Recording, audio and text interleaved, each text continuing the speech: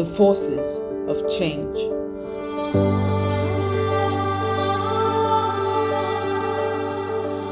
What if I told you that 10 years from now, your life would be exactly the same? I doubt you would be happy. So then, what if I told you in 10 years that the church worldwide will be the same or even worse? I know, that does not sound encouraging. So why are we afraid of change? Never doubt that a small group of thoughtful, committed believers can change the world. Indeed, it is the only thing that ever has. As rightly said by the founder of the Methodist movement, John Wesley, do all the good you can, by all the means you can, in all the ways you can, in all the places you can, at all the times you can, to all the people you can, as long as ever you can. This is the way agents of change have been birthed. This past decade, 4 things have shaped the change process here at Operation Serve Global. The 4th is our focus. 1. God's providence. 2. Sacrificial obedience. 3. Mercy. And 4. Laborers. The cry globally and generationally has been a cry for laborers. Isaiah 6:8 says, "Also, I heard the voice of the Lord saying, Whom shall I send, and who will go for us? Then said I, Here am I, send me." The Lord has graciously endowed Operation Serve with laborers who are forces of change. Yet, the Herculean task of gathering young people who have no prior knowledge of the ministry of missionaries and instilling in them a personal drive for the lost and unreached does not come without paying the price. This is the precarious journey we call recruiting. Recruiters like Larry Shams, Samuel Jimma, Albert Ewiana, Yaira Dodo, Patience Bonsu, and many others surge out periodically, trusting the Lord for a harvest of laborers. These recruiters move through the nooks and crannies of university campuses and the streets of cities, in the heat, in the cold, on foot, on roads, with resources, and sometimes with little.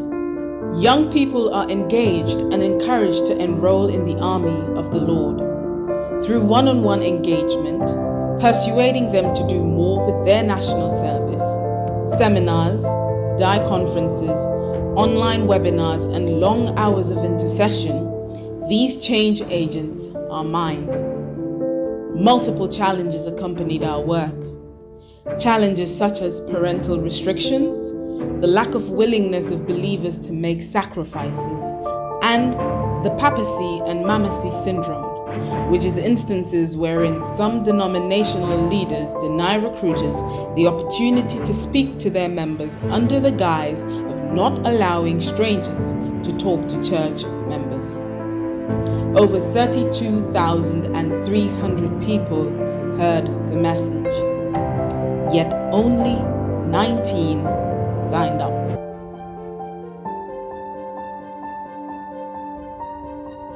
At the Potter's House Mission Training School, faces beam with joy after having been equipped by over 25 resource people during a 7-week intensive training program.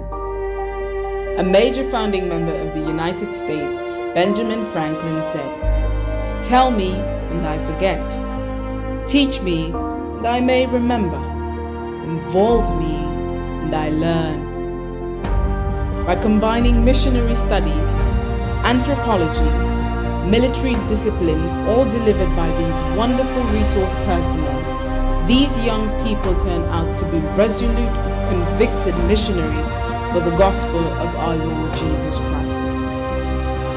The knowledge reservoir of these trainers and resource people, some of whom have labored these 10 years, will always be solemnized.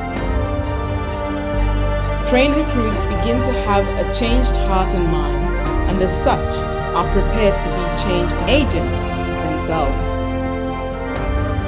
Here in Operation Serve, these trained recruits are called legates. And through these wonderful legates, change occurs in communities. Nelson Mandela stated that education is the most powerful weapon which you can use to change the world. These agents of change in the past 10 years have established 12 missionary bases in the 5 northern regions of Ghana, where they serve as teachers. Over 102 communities in Ghana, some of which have deplorable untravelable roads and little or no amenities such as electricity and basic schools, are attended to by these legates.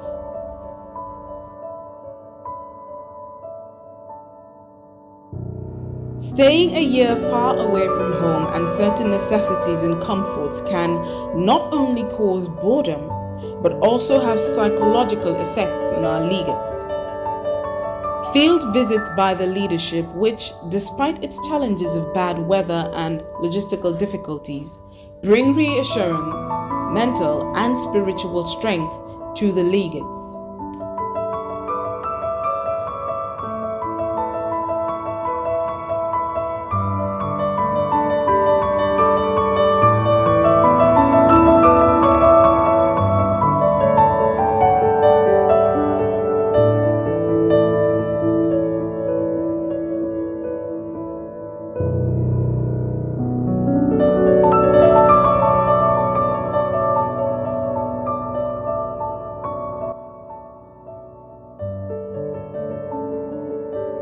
Legates will, after serving a year on the field, take up the challenge to be agents of change in their various walks of life as the Lord leads.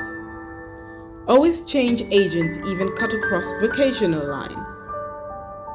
Since 2020, a group of health workers, including 15 medical doctors, ventured to reach out to their unreached societies after a 5-week online training dubbed the Hudson Taylor Training. Transformation has been constant here at OS these past 10 years. Roy T. Bennett said, "It's only after you've stepped outside your comfort zone that you begin to change, grow, and transform." The story of OS is ongoing, and the clarion call is still loud to leave comfort zones, to be built up, sent out, and cause change.